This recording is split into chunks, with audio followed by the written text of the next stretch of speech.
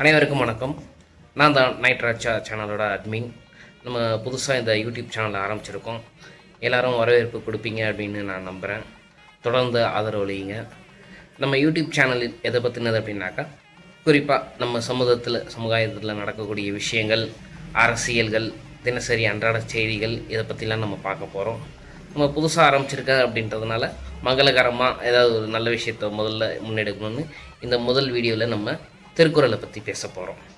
திருக்குறள்னால் அதுக்கு பல பேர் விளக்க உரை கொடுத்துருக்காங்க. அதோட உண்மையான விளக்க உரை என்னவா இருக்கலாம் அப்படின்றத நம்ம டீகோடிங் பண்ணி போட போகிறோம்.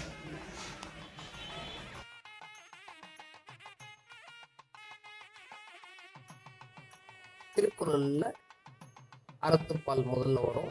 பாயிரவில்ல கடவுள் வாழ்த்து எல்லாருக்கும் தெரியும் இல்லைங்களா? அதிகாரம் 1, குறள் 1. அகர முதல எழுத்தெல்லாம் ஆதி பகவன் முதற்றே உலகு. எல்லாருக்கும் தெரிஞ்ச குறள் தான். இதுக்கு எல்லோரும் அவங்கவுங்க விளக்க உரையை கொடுத்துருப்பாங்க. ஆனால் இதோட உண்மையான விளக்க உரை என்ன தெரியுங்களா? எல்லாரும் சொல்கிறது அகர எழுத்துக்கும் எல்லாம் முன்னாடியே ஆதி பகவான் என்னும் ஒரு உலகு உருவாயிடுச்சுன்னு. ஆனால் உண்மையான பொருள், நீங்கள் இந்த குறளை புரிஞ்சுக்கணும் அப்படின்னா இதை நம்ம 3 வகையில் இந்த குறளை நம்ம பிரிக்கலாம்.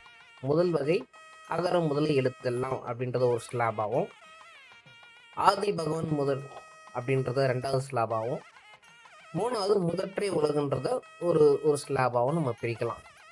முதற்றே உலகு அப்படின்றத நம்ம 2 வகையில் புரிஞ்சுக்கலாம். ஒன்று, உலகத்துக்கு முன்னாடியில் இருந்தேவா, அல்லது முதல்ல உலகம் இந்த புள்ளியில் இருந்து தான் தொடங்குது அப்படின்றதா. ஸோ இதை நீங்கள் யோசிச்சு பார்த்தீங்கன்னா, ஏதோ ஒரு புள்ளியிலேருந்து உலகம் தொடங்குதா, இல்லை உலகத்துக்கு முன்னாடியா? அப்போ ஆதி பகவான்னா வானம் எதுக்கு குறிக்குது?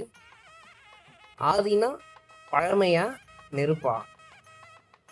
நெருப்பு ஏன் இந்த இடத்துல வரணும்? ஒருவேளை இது பிக் பேங் தெரியா? நெருப்புல வெளிச்சம் இருக்கும். வெளிச்சம்தான் முதல்ல உலகத்துல உருவானதுன்றது தெரியும் நமக்கு. அப்போ வெளிச்சம்தான் உலகம் உருவாகிறதுக்கு முதல் புள்ளி அப்படின்னா, இதுல எதுக்கு அகர முதல எழுத்தெல்லாம் அப்படின்ற மாதிரி வரும்? ஸோ அகர முதலன்றது மொழியை குறிக்குதா? ஸோ சத்தத்தை தான் அது குறிக்குது. அப்போ இதுக்கு அர்த்தம் என்ன? இந்த குறளோட அர்த்தம், சத்தம் உருவாகிறதுக்கு முன்னாடியே வெளிச்சம் உருவாகிருச்சு அப்படிங்கிறது தான். கேட்கறதுக்கே ரொம்ப இன்ட்ரெஸ்டிங்காக இருக்குது இல்லைங்க? ஸோ இந்த மாதிரி ஒவ்வொரு திருக்குறளையும் இனிமேல் நம்ம ஃபுல்லாக டீகோட் பண்ணுவோம். இதில் உங்களுக்கு மாற்று கருத்து வரலாம். எதுவாக இருந்தாலும் வெளிப்படையாக நீங்கள் அதை நம்ம கமெண்ட் செக்ஷனில் சொல்லுங்கள். தப்புன்னா நான் மாற்றிக்கிறேன். உங்களுக்கு சரின்னு பட்டால் நீங்கள் எடுத்து. என்ன நண்பர்களே, வீடியோ பிடிச்சிருந்தா ஸோ மறக்காமல் லைக் பண்ணிடுங்க, கமெண்ட் பண்ணிடுங்க. ஸோ எல்லாருக்கும் ஷேரும் பண்ணுங்கள்.